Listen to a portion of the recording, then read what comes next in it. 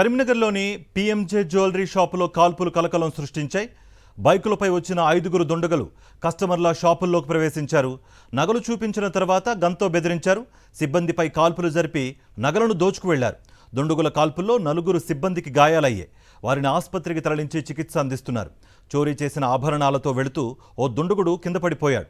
ఘటనా స్థలికి చేరుకున్న సిపి గౌస్ ఆలం విచారణ చేస్తున్నారు.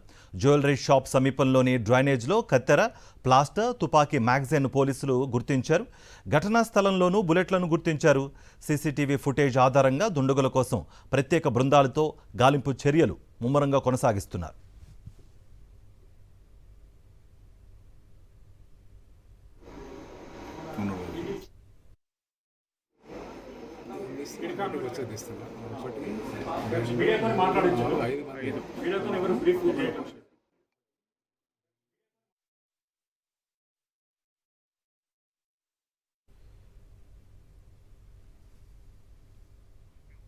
పీఎంజే జ్యువెలరీ షాపులో జరిగిన దోపిడీ కేసు దర్యాప్తు ముమ్మరంగా జరుగుతోంది. ప్రత్యేక టీములతో నిందితుల కోసం గాలిస్తున్నట్లు multi zone IG Chandrasekhar Reddy తెలిపారు. దొంగల్లో ఒకరు తెలుగులో మాట్లాడాడని, ఈ దోపిడీకి పాల్పడింది అంతర్రాష్ట్ర ముఠా అన్నారు.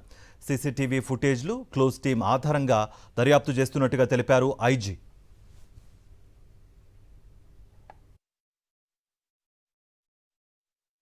మొత్తం అన్ని యాంగిల్స్లో నుంచి ఇన్వెస్టిగేషన్ చేస్తున్నాం. చేసి తప్పకుండా మేము కేసును డిటెక్ట్ చేస్తాం.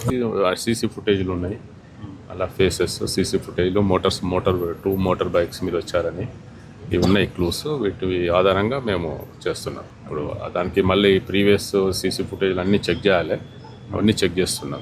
వెహికల్ చేంజ్ చేసే అవకాశం కూడా ఉంది. వాళ్ళు ఇంతకుముందు జరిగిన ఇన్సిడెంట్స్లో, చందన్ నగర్లో అక్కడ జరిగిన ఇన్సిడెంట్స్లో వాళ్ళు వెహికల్స్ చేంజ్ చేశారు, క్లోత్స్ కూడా చేంజ్ చేశారు.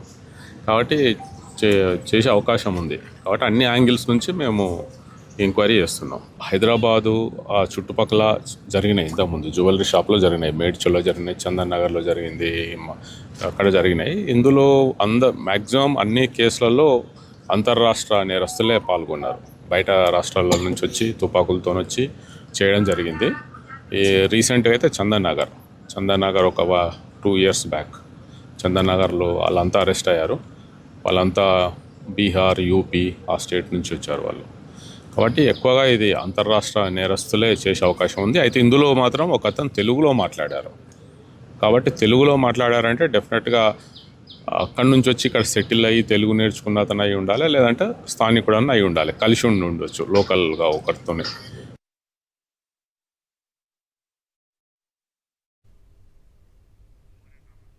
ఇదే అంశానికి సంబంధించి మరింత సమాచారం మా ప్రతినిధి రమణ అందిస్తారు. రమణ, ఐజీ చెప్తోంది ఒకటే, ఈ అంతర్రాష్ట్ర దొంగల ముఠా పనేని అనుమానిస్తున్న సిచ్యువేషన్స్ అయితే కనిపిస్తున్నాయి. ఒకళ్ళు తెలుగులో మాట్లాడారు. Apart from that updated inputs ఏమున్నాయి మీ దగ్గర?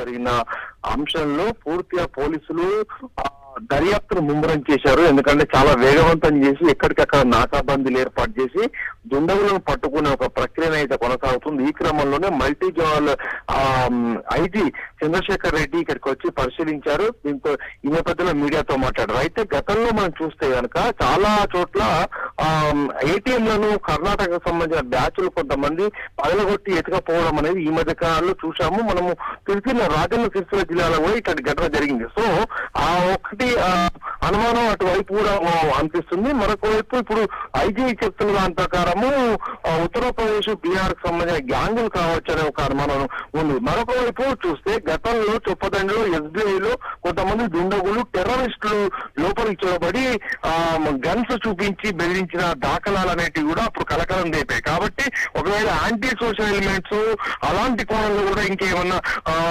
దర్యాప్తులు తేలుతుందా అనేది కూడా ఒక ఆసక్తికరంగా మారింది. మొత్తంగా చూస్తే కనుక పీఎంజే జ్యువెలర్స్ కి సంబంధించి ఒక రాజకీయ రంగు కూడా పొలుముకుంది. ఎందుకంటే ఇది భద్రతా వైఫల్యంగా ఇప్పుడు ప్రతిపక్షాలు ఆరోపిస్తున్నాయి. ముఖ్యంగా ఈ విషయంలో ఖచ్చితంగా అంటే 711 కెమెరాలను పెట్టి స్మార్ట్ సిటీలో కరీంనగర్ నగరంలో ఒక కమాండ్ కంట్రోల్ రూమ్ ఉంటే కనీసం ఎవరు వస్తున్నారు, ఎవరు పోతున్నారో తెలియని పరిస్థితి నెలకొంది. నిన్న రాత్రే నాకాబందీ నిర్వహించామని చెప్పేసి పోలీసులు చెప్తే ఇవాళ ఉదయమే ఇలాంటి ఘటన ఎలా జరుగుతుందని చెప్పేసి ప్రశ్నలు లేవనెత్తారు. ఈ నేపథ్యంలో మొత్తంగా చూసే కనుక పీఎంజే జ్యువెలర్స్ ఇప్పుడు పోలీసులకు సవాల్గా మారింది.